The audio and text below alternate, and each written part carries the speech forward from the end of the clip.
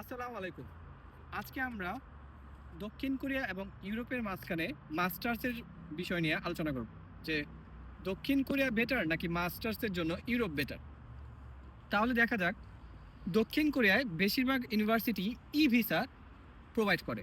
অন্য জায়গায় ইউরোপের বিশ্ববিদ্যালয়গুলোতে ভিসা তো দেয়, কিন্তু মানে আপনাকে অ্যাডমিশন লেটার বা অফার লেটার দিবে, কিন্তু ইমিগ্রেশন চাইলেই সেই ভিসা রিজেক্ট করার ক্ষমতা রাখে।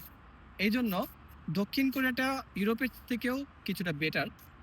এবং দক্ষিণ কোরিয়ায় আসার জন্য আপনাকে বেশি সময় অপেক্ষা করতে হবে না। ২ থেকে ৩ মাস আপনি প্রতিটা ইনটেকেই আসতে পারবেন। কিন্তু ইউরোপের দিকে অনেক সময় জার্মানিতে আপনি ইন্টারভিউয়ের জন্য ১ থেকে ১ বছরও আপনাকে অপেক্ষা করতে হয়, এর চেয়ে বেশিও অপেক্ষা করতে হয়। সো আমি বলতে চাই যে মাস্টার্সে ই-ভিসার কারণে দক্ষিণ কোরিয়াটা আপনাদের জন্য খুবই একটা সুবর্ণ সুযোগ।